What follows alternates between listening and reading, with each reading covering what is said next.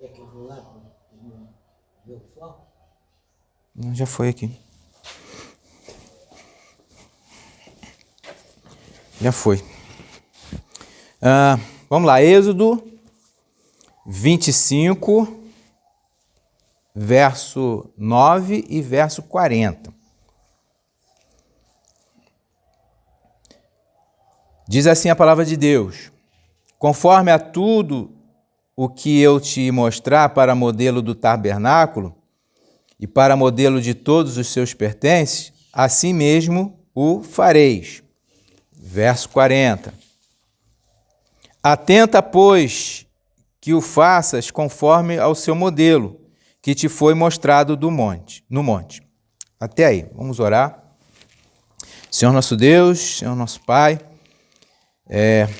nos ajude agora nesta hora a pregar a verdade, a pregar a sua palavra, nos ensina, nos instrua, tira toda a distração das nossas mentes para que possamos entender aquilo que o Senhor vai nos revelar nesta manhã, ó Deus. Que o seu Espírito Santo seja a conduzir isto aqui, né, esta pregação, mortifica a minha carne, mortifica o meu eu, que seja somente o seu Espírito a falar em nossos ouvidos, ó Deus. É que te pedimos e oramos em nome do teu Filho, o nosso Senhor Jesus. Amém. Amém. Irmãos, vamos partir da premissa de uma única ordem, né, expressa de Deus, que está escrito lá em Mateus 4,10, que diz assim: então disse-lhe Jesus: vai-te, Satanás, porque está escrito: ao Senhor teu Deus adorarás e só a Ele servirás. Por que eu saí de Êxodo e fui lá em Mateus? Porque há uma ordem expressa, né? Uma ordem única que nós devemos, para a gente entender o que é o princípio regulador do culto, nós temos que entender que Deus exige uma adoração só para Ele. Só para Ele. Não existe você adorar a Deus e a outro fora dele. Então ele fala com Satanás e diz assim, ó, porque está escrito: ao Senhor teu Deus adorarás e só a Ele servirás, né? Adorarás e servirás são sinônimos, tá? Eu vou chegar lá. Então, Mateus está falando assim, está escrito, né? Jesus está falando, está afirmando. Aonde está escrito? Aonde está escrito o que Jesus falou agora? Está na Bíblia, lógico, né? Jesus não vai citar nada fora da Bíblia. Então vamos lá em Deuteronômio 6, verso 13.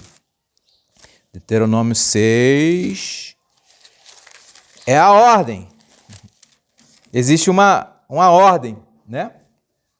Deuteronômio 6, verso 13. Existe uma ordem. Está aqui. A ordem é essa, ó. O Senhor teu Deus temerás, e a Ele servirás, pelo seu nome jurarás. A ordem é o quê? Temer a Deus, servir a Deus e jurar somente pelo nome dele. Essa é a ordem. Mas vamos nos atentar aqui: a Ele servirás, né? Esse verbo aqui, irmãos, servirás, no contexto hebraico, né? Ele quer dizer servir em adoração, ou seja, cultuar somente ao único Deus. Ao único Deus. Segundo o dicionário Strong, essa palavra, quando é dirigida ao Senhor, né? Quando o foco do trabalho é no Senhor, é adorá-lo. Então isso é um serviço religioso. Então nós estamos servindo a Deus neste momento aqui. Isso é um tipo de servidão. Estamos servindo ao Senhor no culto a Ele, a adoração a Ele. Então é dessa forma que Jesus falou lá: ao Senhor teu Deus adorarás e só a Ele servirás. Além disso, irmãos, nesses casos, a palavra não tem conotação de trabalho árduo. e exaustivo, mas antes de uma experiência.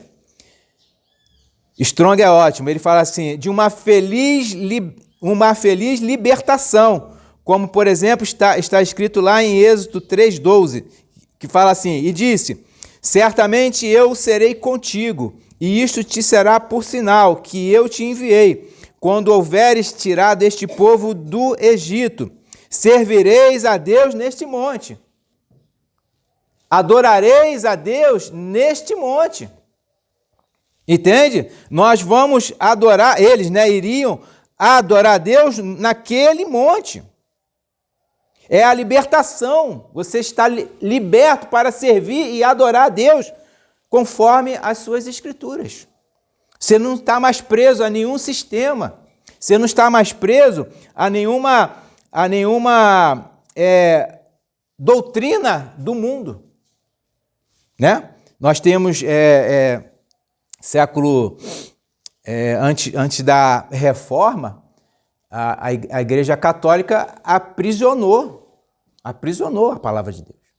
E você só poderia adorar a Deus dentro daquela igreja. Não era uma adoração, né? Era uma servidão, era uma escravidão.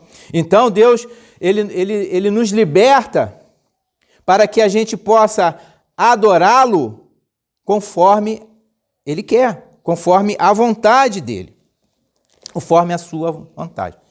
Irmãos, podemos ver que esse conceito de servidão, ele se segue, né? No versículo posterior aqui, ó. Veja aqui, ó. Deuteronômio 6,14, ele vai falar assim, ó. Olha a ordem negativa, né? Aqui, o verso 13 é a ordem positiva, verso 14 é a ordem negativa. Não seguireis outros deuses, os deuses dos povos que houver ao redor de vós. O que ele está falando? A adoração, a servidão é somente para mim, não para outros deuses. Não siga o que este povo está seguindo. Não siga o que a massa, essa massa cinzenta e corrupta está adorando. Porque a adoração é somente a mim, a Deus. Somente a Deus. A servidão é somente a Deus. E não é o que está escrito lá nos 10 mandamentos? O primeiro mandamento? Vamos relembrar, né? Às vezes a gente esquece. Êxodo 20. Às vezes a pessoa esquece que os 10 mandamentos estão em validade. Êxodo 20, a partir do verso 3, diz assim, não terás outros deuses diante de mim. Não farás para ti imagem de escultura, nem alguma semelhança do que há em cima nos céus, nem embaixo da terra, nem nas águas debaixo da terra. Não te encurvarás a elas, nem as servirás, porque eu, o Senhor, teu Deus, sou Deus zeloso, que visito a iniquidade dos pais, dos filhos, até a 3ª e 4ª geração daqueles que me odeiam. Então, irmãos, nós temos uma ordem expressa. Nós temos a ordem expressa de que Deus exige a adoração somente para Ele. Ele não divide essa adoração. É expresso isso. Dito isto, então, irmãos, nós podemos deduzir que o único Deus que exige adoração / servidão somente a Ele é o mesmo Deus que vai nos exigir que nós o adoremos conforme Ele quer. Não conforme as nossas invenções, né? Não conforme do jeito que a gente acha que é. Ele vai exigir dos adoradores que o façam do jeito que Ele ordenar e prescreveu. É simples assim, irmão. Esse, é o princípio regulador de culto. Esse é o princípio regulador de culto, que está expresso, irmãos, e prescrito nas Escrituras. As Escrituras é que regula a adoração ao único Deus. Ela é a nossa regra de fé e prática. Não é, irmãos, a mente humana repleta de fantasias, repleta de invenções. Eu não gosto de estar falando o nome, das pessoas, mas tem um teólogo lá do século XVI, que falou que o nosso coração é infestado de ídolos. E o que Deus fala? Ó, tira esses ídolos de dentro de vocês e venham adorar a mim, mas conforme eu quero. Não conforme vocês querem, conforme a invenção de vocês. Irmãos, tem um outro termo que eles usam aí, né? Que é quando o humano, né, a pessoa humana se atreve a adorar a Deus do jeito que ele quer. É chamado princípio normativo de culto. Por que normativo? É segundo as normas humanas. Não é segundo o que regula o culto de Deus, mas segundo que eles, pelas normas deles, né, pelas doutrinas deles, eles fazem o culto do jeito que eles querem. Aí chamam isso de liberdade. Não há liberdade nisso. Não há liberdade. Porque nós somos libertos do quê? Do pecado e da escravidão que nós estávamos em Satanás, ok? Mas nós servimos ao único Deus. Nós somos servos. A palavra certa para nós sermos assim bem radicais é escravos. Lutero escreve um livro que se chama Escravos. Escravos de Deus. Escravos de Deus.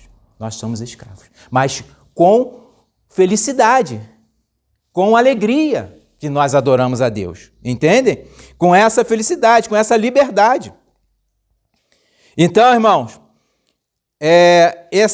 esse tipo de adoração, o princípio normativo de culto, ele é impróprio ao culto a Deus, no culto de Deus. É impróprio. Ok?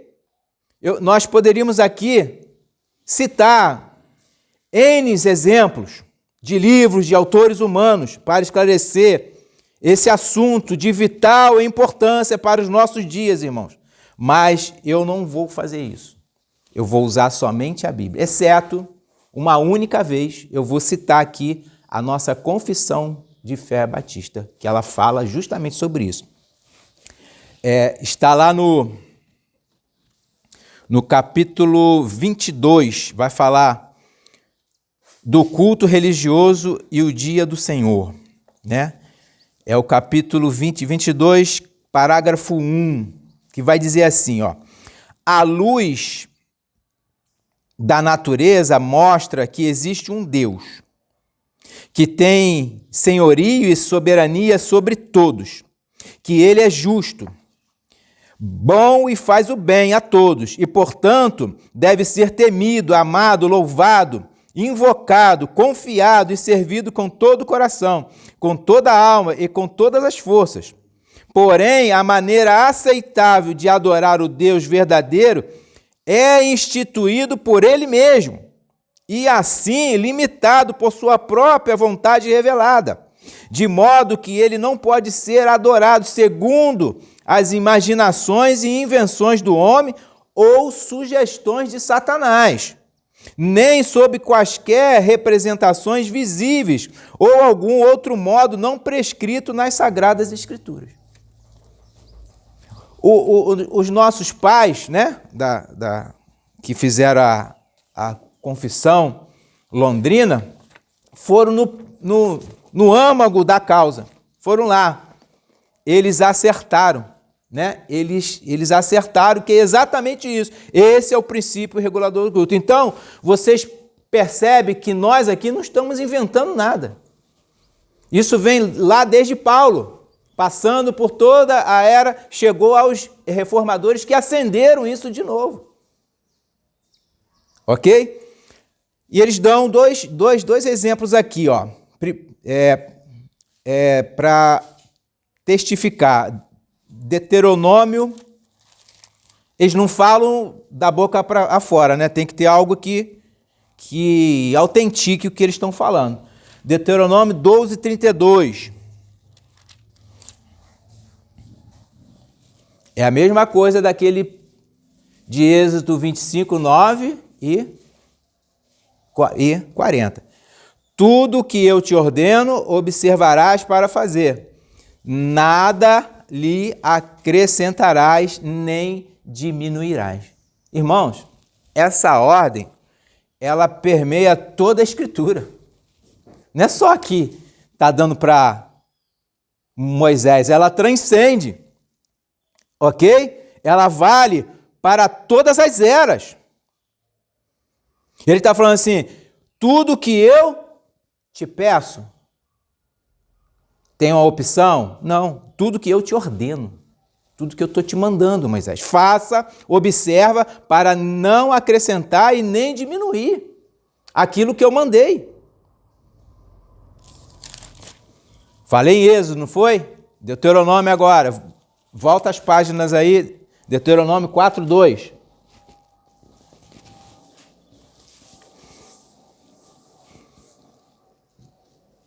Não acrescentareis a palavra que vos mando, nem diminuireis dela, para que guardeis os mandamentos do Senhor vosso Deus, que eu vos mando. Não acrescentareis, nem diminuireis. Não é o que está escrito lá em Apocalipse 22? Não vou lá agora não, mas é o que está escrito lá. Então, vocês veem que só está no Antigo Testamento. Não, Nanina, não.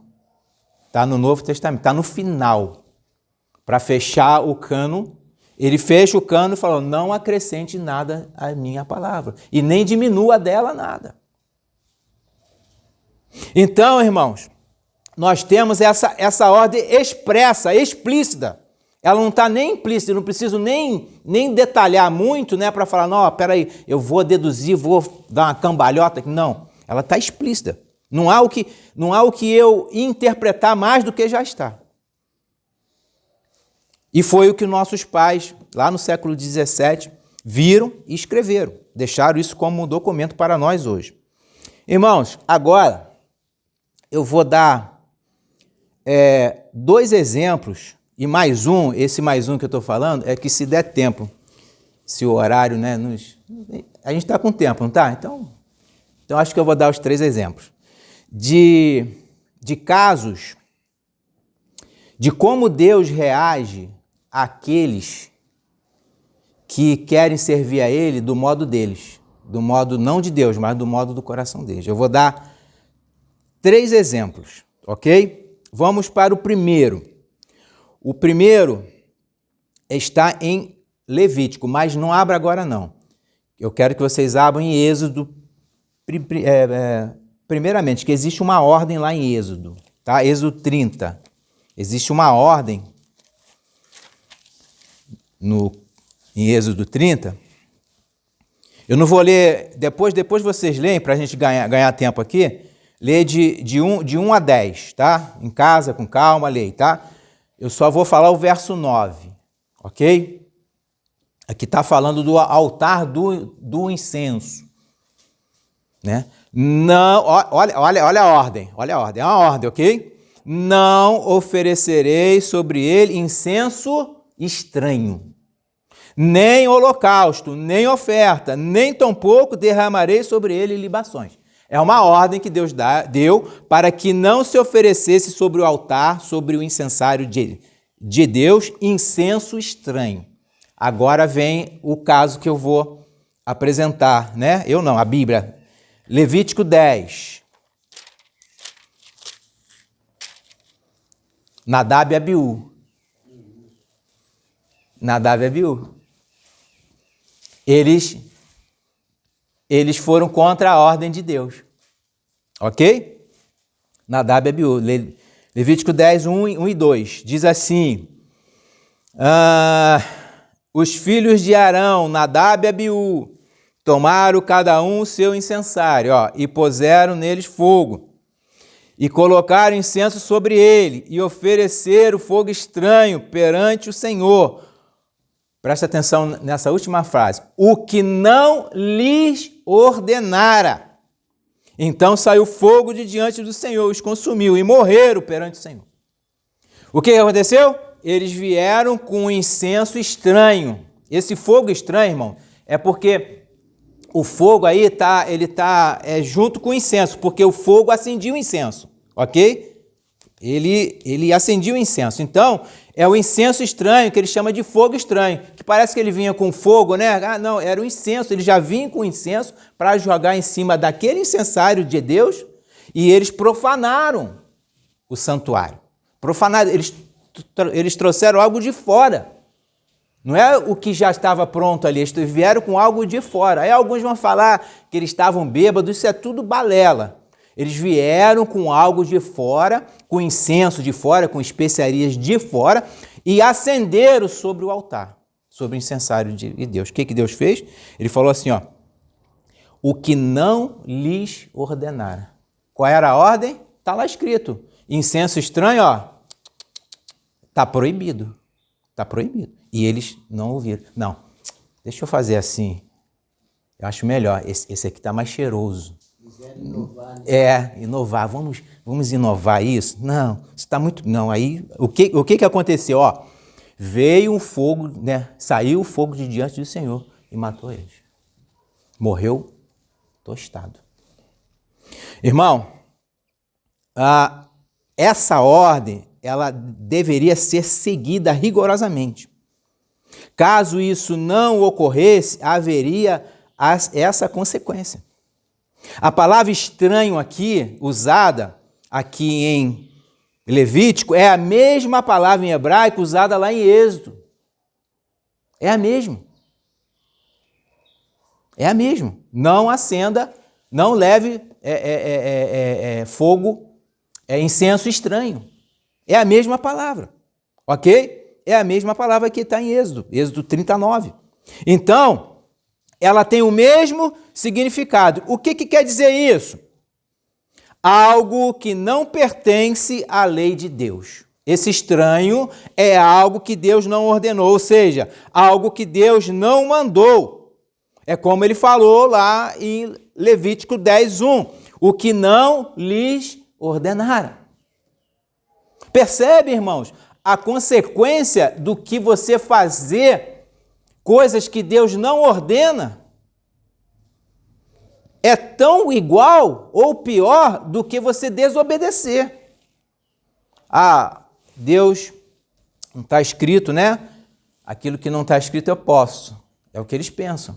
Aquilo que Deus, ele não mandou, mas ele também não proibiu. Espera aí. Se Deus falou assim, ó, não acenda incenso estranho. Tá, mas eu vou trazer um incenso de outro. É incenso, é. É tudo incenso. E besterol, né? Mas não. Deus não quer, Deus não mandou, cara. Ele não ordenou. O que Nadab e Abiú, irmãos, fizeram foi profanar o santuário de Deus. E aí a gente, vamos aplicar isso rapidamente? E hoje, esses cultos estranhos, se não é uma profanação ao culto a Deus?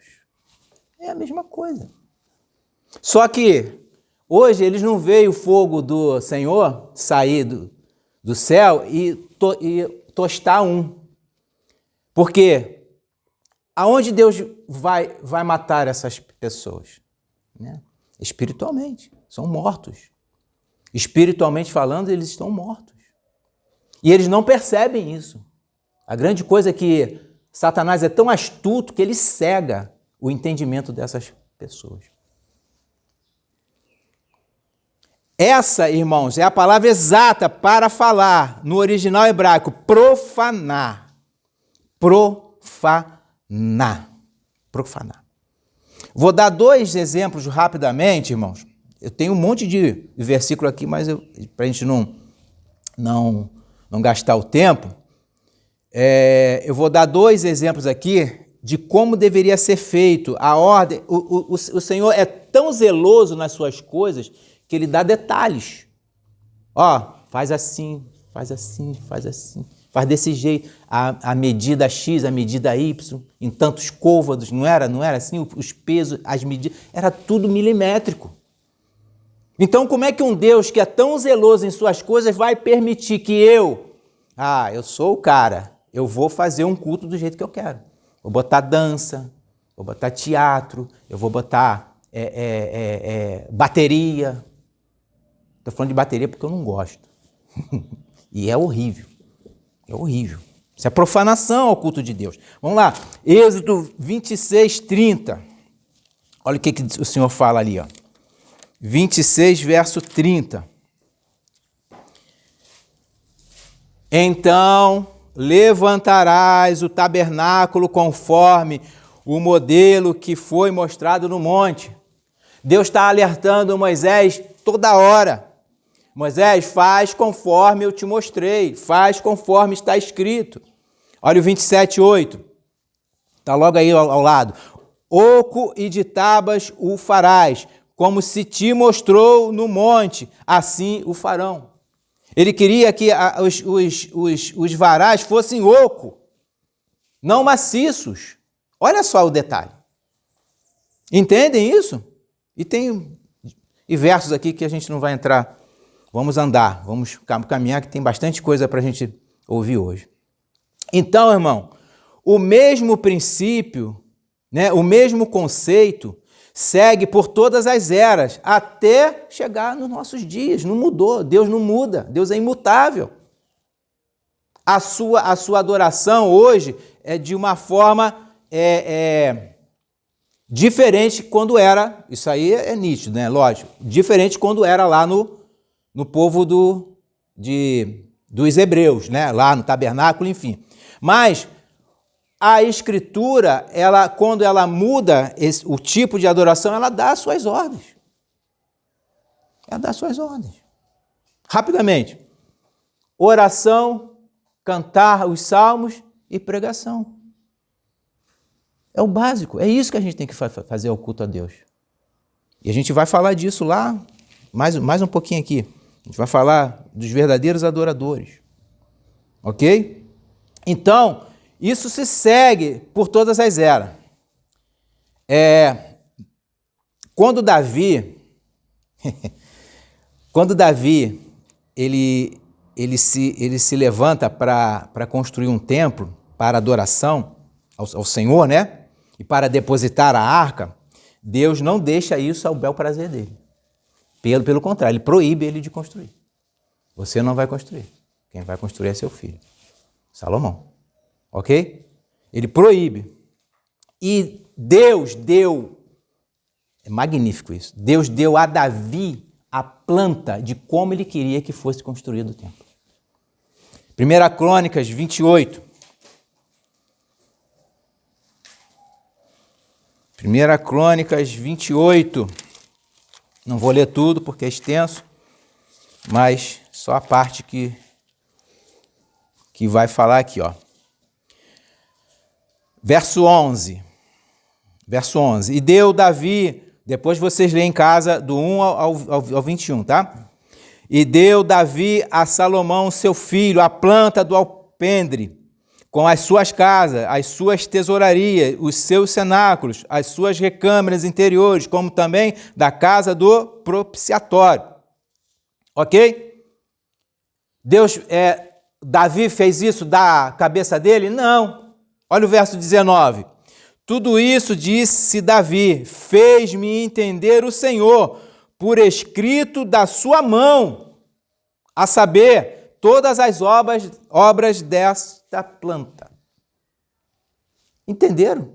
Então, Davi não tirou da cabeça dele, ele não era um arquiteto, desenhou lá, não. Deus fez isso por escrito da sua mão.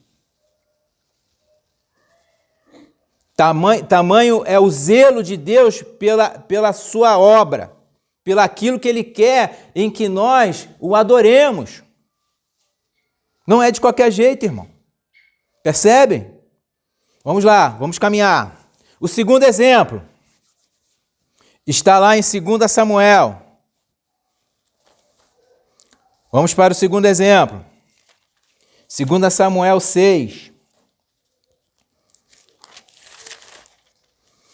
2 Samuel 6, versos 6 e 7. A usar. E chegaram à eira de Nacom, e estendeu a mão à arca de Deus, e pegou nela, porque os bois a deixavam pender. Então a ira do Senhor se acendeu contra Uzá, e Deus o feriu ali por esta imprudência. Olha o termo usado. E morreu ali junto à arca de Deus. 1 Crônicas também vai falar 13 sobre a mesma história aqui, tá? Então, vocês percebem que aqui nós temos um segundo exemplo, ok? De servidão de acordo com o coração do homem. Por quê? Né? Porque Deus não mandou Uzá botar a mão em lugar nenhum, né? Ele teve... Vocês percebem que o Uzá teve a maior boa intenção? Ele não foi com raiva, a arca vai cair, né? Deve ter sido assim, algo desesperador, vai cair, não sei como é que estava o chão, vai cair, vai quebrar. E ele botou a mão, segurou a arca, mas morreu. A ira do Senhor caiu sobre ele, por boa intenção, ok? Porque ele não podia tocá-la, e muito menos, irmãos, levar a arca em carro de boi. Deus havia dado ordens de como a arca deveria ser transportada e por quem ela deveria ser tocada. Existiam essas regras. Vejamos, Deuteronômio 10, vamos ver, né? Senão eu fico só um tagarela aqui, né? Vamos ver aonde Deus mandou isso. Deuteronômio 10. Onde está a ordem do Senhor, né? Para que não haja dúvida. É o Senhor que está falando, ó, 10:8. Somente os levitas poderiam tocá-la e levá-la. Ó. No mesmo tempo, o Senhor separou a tribo de Levi. Separou quem? Uzá? Não. A tribo de Levi, para levar a arca da aliança do Senhor, para estar diante do Senhor, para o servir e para abençoar em seu nome até o dia de hoje. Quem era autorizado a levar a arca? A tribo de Levi. Todos da tribo de Levi? Não. A gente vai afunilar isso aí, ok? Vamos lá. E o modo? Vamos para o modo de como ele deveria... Essa referência última sobre A tribo. 10:8, qual é? 10:8. É Deuteronômio. Deuteronômio. Deuteronômio 10:8. Vamos para Êxodo. Êxodo 25. Deixa eu ver aqui. Que aqui eu boto alguns...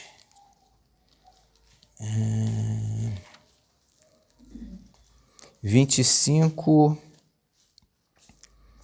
Aqui vai falar sobre a arca, tá?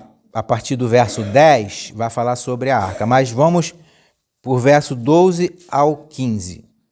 Olha como é que ela deveria ser transportada. Era por carro de boi? Não. Olha o que fala. Ó. Êxodo 25, verso 12 e 15. E fundirás para ela 4 argolas de ouro, e as porás nos 4 cantos dela, 2 argolas de um lado dela, e 2 argolas no outro lado. E farás, varas de madeira, de acácia, e as cobrirás com ouro, e colocarás as varas nas argolas, aos lados da arca. Para quê? Né? Para se levar com elas a arca. Era para o carro de boi? Não. Precisava falar, é isso que eu não entendo. Precisava falar,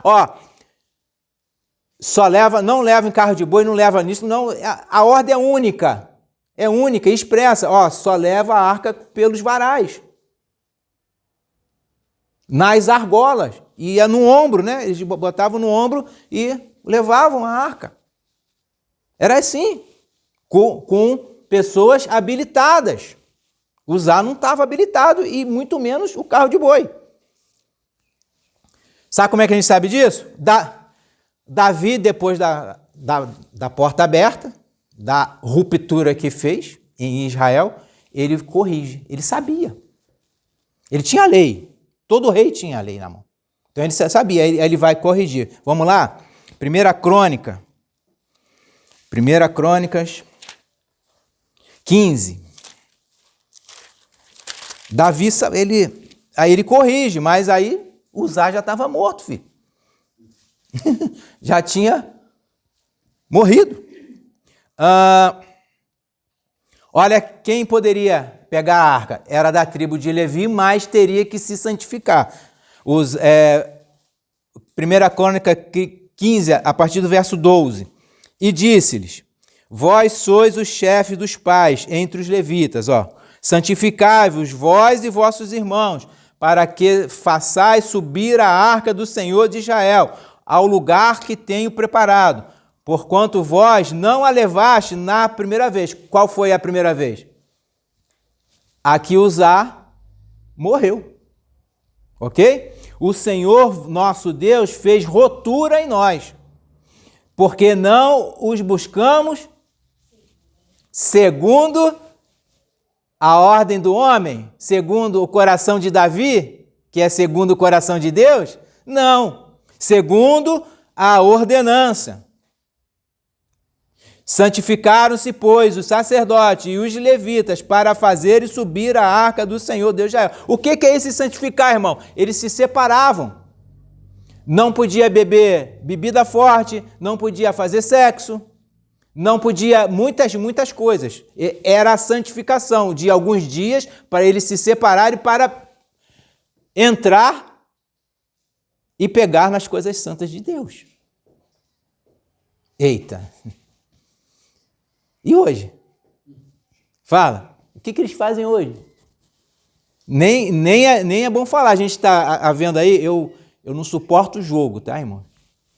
E a gente está vendo aí, eu vi em algumas postagens, igrejas trocando o horário de culto por causa do jogo. E algumas igrejas o jogo vai ser dentro da igreja, para eles verem o jogo ou antes ou depois do culto.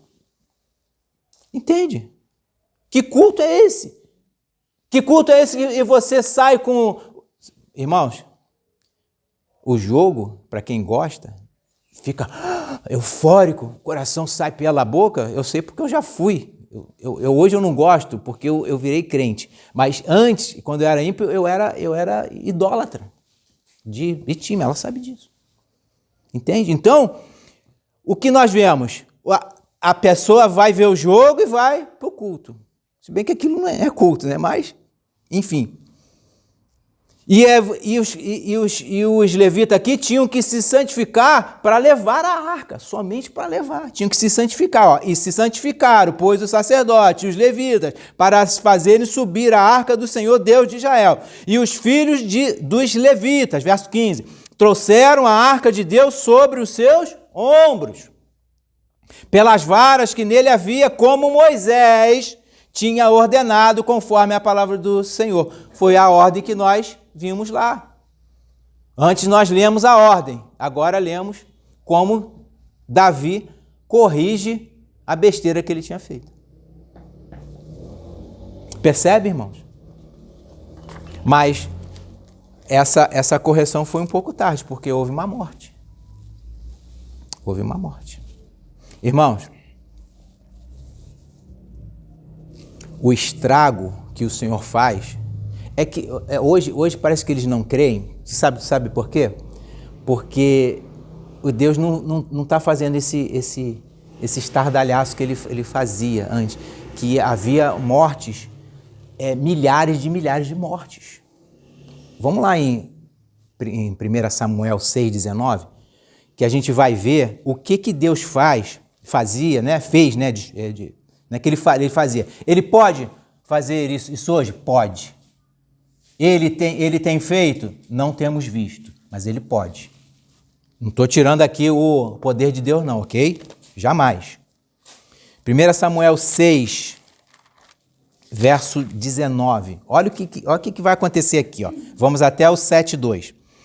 O Senhor feriu os homens de Bet-Semes, porquanto, o que eles fizeram? Com a arca, né? Não foi isso? Porquanto olharam para dentro da arca do Senhor. Feriu do povo 50.070 homens. Olha o estrago que foi feito dentro do povo. por somente a pessoa ser curiosa. Deixa eu olhar aqui, ver o que tem aqui dentro da arca. E meteram a mão na arca que eles não podiam. Feriu. Esses 50.070 olharam a arca? Não. Deve ter sido uma meia dúzia lá de curioso. E aí deu ruim. Então o povo se entristeceu, porquanto o Senhor fizera tão grande estrago entre o povo. Então disseram os homens de Bet-Semes: quem poderia subsistir perante este santo Senhor Deus? E a quem subirá de nós? Enviaram, pois, mensageiros aos habitantes de Quiriate-Jearim, dizendo: os filisteus remeteram a arca do Senhor, descei, pois, e fazei-a subir para vós, os habitantes de Quiriate. Aí eles levantaram um homem lá e consagraram ele só para esse serviço. Veja aqui o verso 1 e 2 do capítulo 7. Então vieram os homens de Quiriate-Jearim e levaram a arca do Senhor e a trouxeram à casa de Abinadab, no outeiro, e consagraram a Eleazar, seu filho, para que guardasse a arca do Senhor. O Eleazar, com certeza era da tribo de Levi, foi consagrado para guardar a arca. Olha quanto tempo a arca ficou lá. E sucedeu que desde aquele dia a arca ficou em Quiriate-Jearim, e tantos dias se passaram que até chegaram a 20 anos. E lamentava toda a casa de Israel pelo Senhor. Até Davi pegar a arca de qualquer jeito, né? Pega a arca de qualquer jeito, aí volta a arca de novo para um outro local. E Deus abençoa, né, a casa da pessoa que está, eu não lembro o nome do homem, que era da tribo de Levi também. Abençoa, aí Davi vê que Deus apaziguou, aí ele faz o certo. Agora eu vou fazer o certo. Vou trazer a arca do jeito certo. Entenderam? Vê o quão sério é isso, irmãos. Eles não percebem que o mesmo Deus das Escrituras do Antigo Testamento é o mesmo Deus das Escrituras do Novo Testamento. E é o mesmo Deus que nós servimos hoje. Não mudou. Não mudou. Ok? Irmãos, percebam que em ambos os casos, tanto em Abiú quanto em Uzá, eles estavam cheios de boas intenções. Pensavam eles, abre aspas, sou eu que estou conjecturando aqui. Nada demais acender incenso estranho, ou a arca vai cair, eu vou tocá-la para que não caia, mesmo eu não podendo tocá-la e carregá-la em carro de boi. Nada demais. Ou como dizem aí, não tem nada a ver. Não tem nada a ver. Esse pastor é neopuritano, é radical, é extremista. O que tem isso demais, irmãos? Muita coisa. Deus não ordenou. Deus não admite, irmãos, que homens interfiram em seu culto, naquilo que ele próprio ordenou. Deus não admite. Deus não, ele não suporta isso. Ele não ouve esses cultos. É simples assim. Ele simplesmente não ouve. O conceito bíblico, irmãos, é: onde as Escrituras não ordenam, não faça. Não invente. E onde as Escrituras ordenam, então faça e obedeça. Entende? Esse é o conceito bíblico.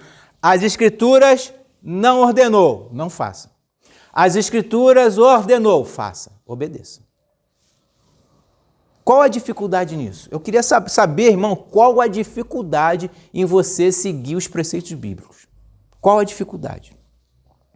O Senhor, irmãos, ordenou que cantássemos os salmos.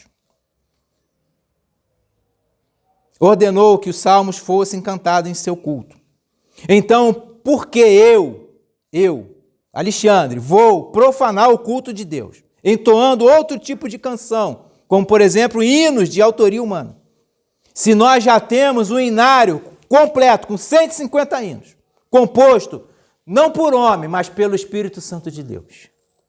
Por que eu vou interferir nisso? Eu já fiz isso. Nós, né? Já fizemos. Então, me arrependi. E hoje nós estamos indo por um caminho segundo as Escrituras, para que as nossas obras estejam sendo feitas não em palha ou madeira que pega fogo, mas em aço, em ouro, em prata, para que não queime. Irmão, é inadmissível uma igreja que se diz cristã deixar entrar em seu culto esse tipo de profanação. É inadmissível. Esse, meus irmãos, é somente um ponto dentre muitos que eu estou citando, os salmos, ok? Que eu poderia falar aqui de outros pontos, como a cobertura feminina, as festas de Natal e Páscoa, a tradução que é usada no culto ao Senhor, na pregação, o pão da ceia com fermento e vinho, entre outros pontos. Mas em momento oportuno, irei discorrer sobre todos esses, irmãos. Irmãos, não vos deixes serem enganados por falsos mestres, pois o Senhor não tem por inocente o culpado. Não tem. Nós não poderemos alegar alguma desculpa esfarrapada, tipo, eu não sabia, quando chegar o dia da prestação de conta no tribunal de Deus. Ah, eu não sabia. Você não tinha a Bíblia na mão? Você não tinha a lei na sua mão? Davi tinha a lei na mão. E o que ele fez? Não, vou fazer conforme eu quero. Matou Uzá, cara. Matou a Uzá. Vejamos o que diz a Escritura. Deuteronômio 30. Não é segundo o pastor Alexandre está falando, não. É segundo as Escrituras. Deuteronômio 30. Presta atenção. Presta atenção nesses versículos aqui, ó, do 11 ao 14. Ó, porque este mandamento que hoje te ordeno não te é encoberto e tampouco está longe de ti. Não está nos céus para dizeres, quem subirá por nós aos céus? Que nolo traga, e quem nolo faça ouvir, para que o compramos. Nem tampouco está além do mar, para dizeres, quem passarás por nós além do mar, para que nolo traga e nolo faça ouvir, para que o compramos. Porque esta palavra está muito perto de ti, na tua boca, no teu coração, para cumprires. E o que ele está dizendo aqui? Não tem desculpa. Não há desculpa em você desobedecer a ordem de Deus para falar, eu não sabia, estava além do mar, estava nos céus, estava não sei aonde, não me avisaram, não me falaram. Não vai colar. Isso não cola. E aí vai falar, ô irmão, isso é do Antigo Testamento. É o que eles alegam, né? Espera aí. Romanos 10. Romanos 10.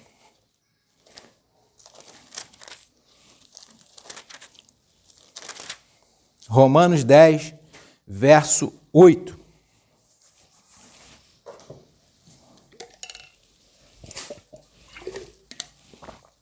Mas que diz? A palavra está junto de ti, na tua boca, no teu coração. Esta é a palavra da fé que pregamos. A saber, o verso 9, se com a tua boca confessares ao Senhor Jesus, em teu coração creres que Deus o ressuscitou dentre os mortos, serás salvo. Paulo, ele tirou isso da cabeça dele? Não, ele citou Deuteronômio 30. Citou Deuteronômio 30. O que ele fez? Uniu os testamentos, é simples assim. Então, aqueles que alegam, o Antigo Testamento morreu. Nananina, não. Está vivo. A palavra de Deus é viva e eficaz.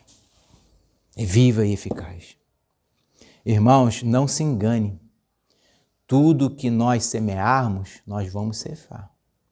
Está lá em Gálatas. Gálatas 6, 7 vai falar sobre isso. E tudo que está escrito, irmãos, é para o nosso ensino, para a nossa instrução. O apóstolo deixa isso bem claro. Romanos mesmo aí, Romanos 15, ele deixa isso bem claro. Verso 4, porque tudo que dantes foi escrito para o nosso ensino foi escrito, para que pela paciência e consolação das Escrituras tenhamos esperança. Então tudo que está escrito é para nosso ensino. Timóteo ele vai falar lá, né? Tudo Timóteo 3,16, rapidamente. 2 Timóteo 3,16. Toda a Escritura é divinamente inspirada e proveitosa para ensinar, para repreender, para corrigir, para instruir em justiça. Toda a Escritura, irmãos. Então, não tem desculpa. Não há desculpa. Não há. E vamos avançar. Vamos partir para o nosso terceiro caso, já que a gente está com um tempo. Vejamos. O caso agora vai falar de um rei. Agora o rei pode, né? Todas as coisas, né? O rei, o soberano, né? Que um rei que, segundo o seu coração, quis adorar a Deus da forma dele. A consequência dessa adoração imprópria foi drástica. Nós vamos ver, irmãos, que a adoração é feita ao Deus verdadeiro. Ele fez ao Deus verdadeiro. Ele queria fazer ao Deus verdadeiro. Não era a outro Deus. Ele estava obedecendo, não adoreis a outro Deus. Ok. Não vou adorar outro Deus. Mas como é que eu vou adorar a esse Deus? Aqui a gente pode olhar, tem o céu aberto. Como é que eu vou adorar a esse Deus que fez os céus e a terra e o mar? Do meu jeito, o rei pensou, né? Vamos lá. 2 Crônica. A forma foi imprópria. 2 Crônica 26. 2 Crônicas 26. É segundo, né? É segundo livro de Crônicas. Não é segunda, não. É errado. É 2 Crônicas 26, do verso 16 ao 21. Diz a palavra de Deus. Presta atenção. Mas, havendo-se já fortificado, exaltou-se o seu coração, até se corromper. E repare que o rei Uzias era um rei que obedecia os preceitos de Deus. Era um rei bom, não era um rei ruim não, ok? Vamos lá. E transgrediu contra o Senhor seu Deus, porque entrou no templo do Senhor. Para quê? A mesma coisa que Nadab e Abiú fez, né? Só que Nadab e Abiú, olha só, presta atenção. Nadab e Abiú, eles tinham autorização de queimar o incenso, só que o incenso tinha que ser o incenso de Deus, ok? Eles vieram com incenso estranho. Aqui, o cara vem com outro incenso e sem ser habilitado, ok? Ele fala aqui, porque entrou no templo do Senhor para queimar incenso no altar do incenso. Porém, o sacerdote Azarias entrou após ele, e com ele 80 sacerdotes do Senhor, homens valentes, e resistiram ao rei Uzias, e lhe disseram: a ti, Uzias, não compete queimar incenso perante o Senhor, mas aos sacerdotes, filhos de Arão, né, da tribo de Levi, né, que são consagrados para queimar incenso. Não é qualquer um também. Sai do santuário, porque transgrediste. E não será isso para a honra tua da parte do Senhor Deus. Tu vê que na grande verdade eles salvaram a vida dele, porque se deixa, Deus ia fulminar ele. Se deixa o incenso chegar até o altar, né? Mas não ficou barato não, viu? Não ficou no 0-0 não. Olha o que ele fala aqui, Então Uzias se indignou, e ele ainda ficou brabo, né? E tinha o incensário na sua mão para queimar incenso. E indignando-se, ele pôs contra os sacerdotes a lepra, lhe saiu a testa perante os sacerdotes, na casa do Senhor, junto ao altar do incenso. Então o sumo sacerdote Azarias olhou para ele, como também para os sacerdotes, e eis que já estava leproso na sua testa. E apressadamente o lançaram fora, até ele mesmo se deu pressa a sair, visto que o Senhor o ferira. Não ficou no 0-0, irmãos. Ou vocês pensam que os que estão fazendo isso hoje, né, alegoricamente falando, acendendo incenso estranho ao culto do Senhor, vão ficar no 0-0? Não vão, não. Não vão. Como é que o Senhor vai fazer? Eu não sei. Pode ser, nesta época, se for filho de Deus, Deus vai corrigir em vida. Mas se não for filho de Deus, na vindoura vai se lascar.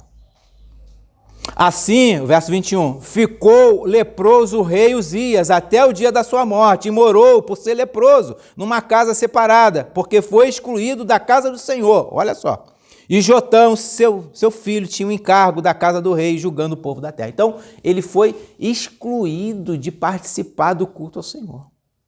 Foi excluído, porque ele quis profanar o santuário. Ele quis profanar o santuário. Irmãos, na lei do Senhor havia uma ordem que somente quem fosse descendência de Arão e consagrado ao serviço seria autorizado a queimar o incenso no santuário. E este incenso não poderia vir de fora, irmãos, como vimos no caso de Nadab e Abiú, que trouxeram fogo estranho, incenso estranho. Não somente o incenso era proibido, né, o incenso estranho, mas também o homem estranho. O homem estranho. Eu só vou ler, mas se quiserem anotar, Números 16:40, tem a ordem lá, né? Qual é a ordem, pastor? Tá aqui, ó. Por memorial. Números 16:40. Por memorial para os filhos de Israel, que nenhum estranho que não for da descendência de Arão se achegue para acender incenso perante o Senhor, para que não seja como Coré e sua congregação, como o Senhor lhe tinha dito por intermédio de Moisés. Está aí a ordem. Querem a ordem? Está aí a ordem. Toma a ordem. Irmãos, as Escrituras é repleta de ordens. Não há um caso nas Escrituras que Deus fala assim, ó, fica ao cargo do homem, ele decide. Opção, não há. Ou você obedece ou você perece. A opção é essa, né? Ele fala, escolha a vida ou a morte. Não é isso que ele fala lá? Então é isso. E eu vou concluir aqui, irmãos, com um pouquinho mais extenso, ok? O incenso, ele era algo bem parecido com o que nós temos hoje. Era um pó que eles queimavam com especiarias, né? E que exalava um cheiro, né? Um perfume. E isso era agradável a Deus, irmãos. Quando isso era agradável a Deus? Quando era feito corretamente, de acordo com a palavra de Deus, de acordo com as ordens de Deus. Ok? Então, todo culto, ele é agradável a Deus. Quando é feito segundo a ordem de Deus. Quando não é, ele rejeita. É simples. Eles não ouvem Deus falar, eu não aceito, né? Não ouve, mas as Escrituras estão falando, está gritando. Eu não recebo esse culto de vocês. Se não é segundo as minhas Escrituras, eu não recebo. Não recebo. Irmão, veja como é sério esse tipo de adoração que oferecemos ao Senhor. O apóstolo Paulo, na primeira carta aos Coríntios, ele exorta aquelas igrejas lá de Coríntios sobre exatamente o princípio regulador de culto. Ele vai exortar lá os dons, a cobertura, a ceia, o casamento, o cara que estava andando com a mulher do pai, né? Ele vai exortar, isso é o princípio regulador de culto. Não tinha um nome lá, lógico, naquela época não tinha esse nome, isso é um nome teológico.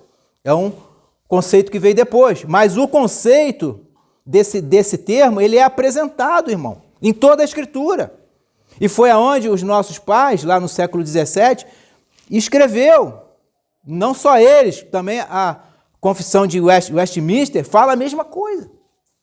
A gente anda junto nessa doutrina, né? O conceito, irmãos, estabelece apenas o que está ordenado nas Escrituras de forma explícita ou implícita e que pode ser feito no culto, do que pode ser feito no culto. E tudo o que não é ordenado é proibido, ou seja, as invenções humanas, as imaginações, os acréscimos humanos ao culto.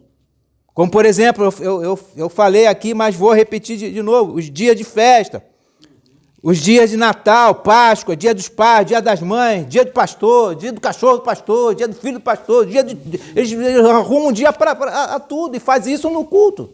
Irmãos, presta atenção, a gente comemora aniversário, ok? Mas não faço isso dentro do meu culto, do culto ao Senhor. Faço dentro da minha casa, vou numa pizzaria, sei lá, não tem nada contra isso. Mas o culto ao Senhor, não. É você inventar algo que Deus não ordenou. Por isso que o Senhor vai falar, a gente vai chegar a esse ponto aqui agora, que a gente vai ter o término aqui. O Senhor procura os verdadeiros adoradores, que o adorem em espírito e em verdade. Leamos esse texto que está lá em João. Por que João fala isso, né? Por quê? Né? Que João escreveu o que Cristo falou, né? Cristo falou e João escreve. Por quê? Porque isso está em toda a Bíblia. João 4, Evangelho de João 4, versos 21 ao 24. Ele tem um encontro ali, né, com a mulher samaritana no poço, né? E ele disse assim, ó, verso 21, disse-lhe Jesus, mulher, crê-me que a hora vem, em que nem neste monte, nem em Jerusalém, adorareis o Pai. Vós adorais o que não sabeis, nós adoramos o que sabemos, porque a salvação vem dos judeus. Mas a hora vem, e agora é, em que os verdadeiros adoradores adorarão o Pai em espírito e em verdade, porque o Pai procura tais que assim o adorem. Deus é espírito, e importa que os que o adoram, o adorem em espírito e em verdade. Em verdade. Então, nós temos aqui a palavra espírito, ok? A hermenêutica, ela vai tratar as palavras conforme um dos princípios, uma das regras, né? Conforme o contexto. Exemplo, a palavra amor. O amor ao dinheiro está no contexto negativo ali, aquele amor não presta. O amor a Cristo, né? Aí você vê a palavra amor, de acordo em qual contexto ela esteja, você vai interpretá-la. Essa é uma regra básica da hermenêutica, ok? Então, e aquela basilar, a regra de ouro, né? As escrituras interpretam elas mesmas, né? Então, quando o Senhor está falando aqui em espírito, né? Ele fala assim, ele primeiro exorta a mulher, ó, mulher, crê que vem a hora que nem neste monte, que ele estava lá no monte lá de Samaria, e nem em Jerusalém, né, vão adorar o Pai. Tanto é que no ano 70, Jerusalém foi destruída, acabada.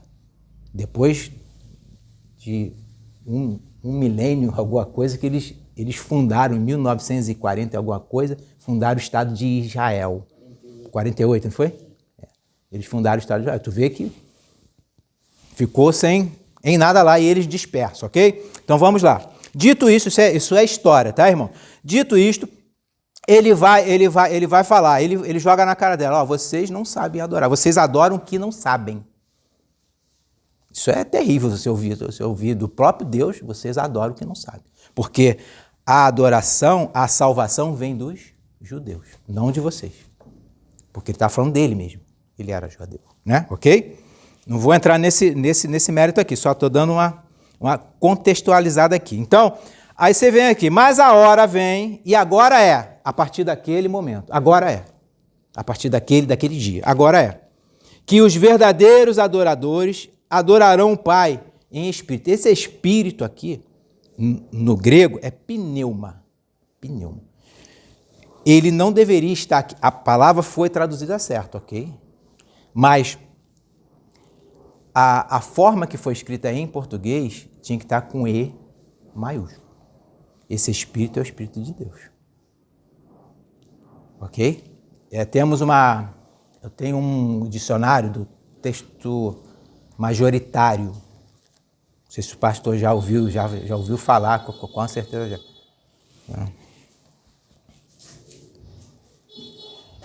É o frango. Então,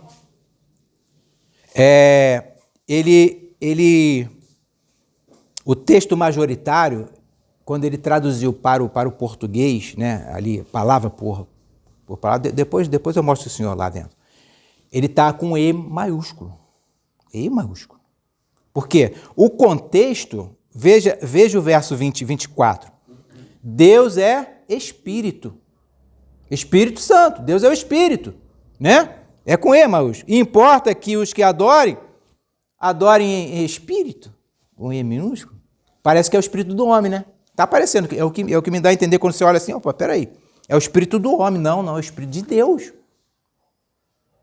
Então, Deus, ele usa a forma que ele procura esses verdadeiros adoradores em que o espírito dele está. Esquitada. Em que o Espírito de Deus está, o Espírito Santo de Deus, né? E é esses adoradores que vão adorar ele em espírito e em verdade, porque o Espírito é a verdade. Então você não pode simplesmente falar, eu adoro em espírito e em verdade. Aí o homem se infla, se enche, né? Aí eu tô adorando com sinceridade do meu coração. O coração do homem é enganoso. É enganoso. Se não for o Espírito Santo em nós, nós não prestamos a verdadeira adoração a Deus. É impossível. Aí o que vai acontecer? Aqueles que pensam, né, que adoram a Deus, vão adorar Ele segundo as normas dele. Porque, irmãos, segundo o Espírito, você vai adorar a Deus verdadeiramente, do jeito que Ele quer, seguindo os seus preceitos, seguindo os seus mandamentos. Entende? Então, o contexto aqui, né, poderia ser assim, ó, vamos fazer assim, deixa eu pegar aqui o fio da meada, aqui, ó. Mas a hora vem, e agora é, em que os verdadeiros adoradores, adorarão o Pai em pneuma, vamos para o grego, e em verdade, porque o Pai procura tais que assim o adorem. Deus é pneuma. Não mudou a palavra, irmão. Importa que os que o adorem em pneuma e em verdade. A palavra não muda. Se fosse o espírito do homem, né, seria a alma, né? E a alma em grego é psique, não é pneuma. Agora, existe espírito imundo? Existe. Aí sim. Aí o contexto, os espíritos imundos, né? Aí com E minúsculo. Ok. É o contexto. Se você não olhar para o contexto, vai te levar ao erro. Eu estava lendo um livro aí sobre isso até, e o autor errou nisso. Errou. Eu falei, ele tá errado. Porque segundo o contexto, não basa. Como é que eu vou adorar a Deus segundo o meu espírito? O meu espírito é miserável, é pecador. Como é que eu vou adorar a Deus assim? Se não for pelo Espírito Santo de Deus.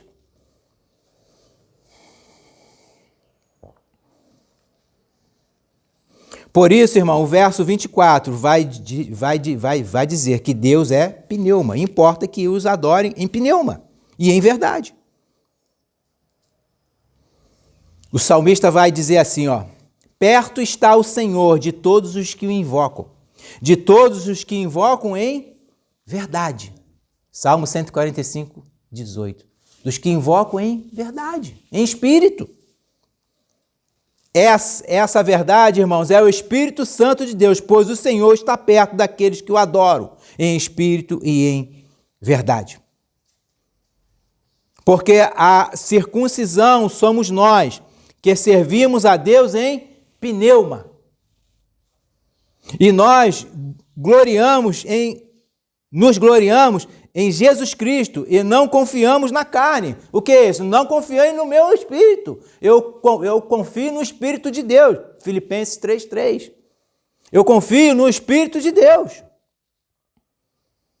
Percebo, irmãos, que essa servidão, esta adoração, a verdadeira adoração tem que ser em espírito, pois ninguém pode adorar e servir a Deus se não estiver em espírito e em verdade.